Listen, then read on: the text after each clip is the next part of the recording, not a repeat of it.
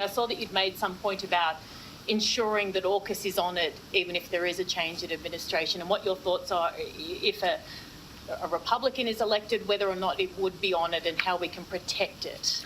That's a great observation, Erin. And we've been giving this some thought and talking to Joe and to Paul and to Mike.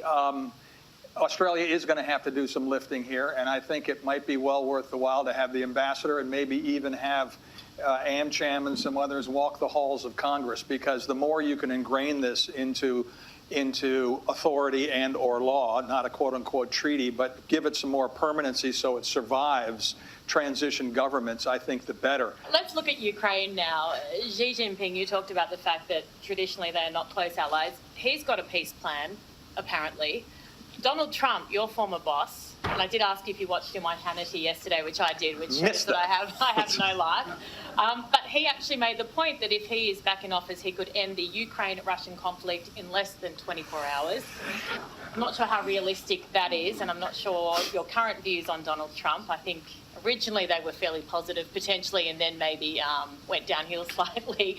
But I want to know your thoughts on how the situation there could potentially end, and how a change in administration potentially in the US could impact an outcome there in Ukraine. So first of all, let's talk about Russia-China first. I mean, one of the major issues that Secretary Mattis, who was my boss when I was in there, really stressed to everybody in the Department of Defense was the last thing we want to do is drive Russia and China together. Nothing good can come of that. I'm still stunned, though, what Xi, who goes and brokers a peace in the Middle East and is trying to get to the international table of being a superpower, could be going through his mind to go visit a person who the ICC turns around and puts a war crime warrant on.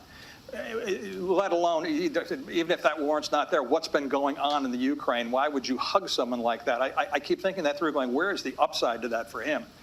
Which I think underscores... Does he care, though, about his reputation internationally? That could be my fault for thinking that someone who wants to be a world leader does care about what other people think. This underscores the fact that you can put that in the doubt category. The Ukraine, wow. You've painted a narcissist into a corner. I mean, go to the psychology books. That's not a good outcome. Would I have loved to have seen them leave Nord Stream 2 on the table and use that as an exit ramp? That might have been nice, but that's gone. It's not. I have no immediate answer. It's not a good outcome.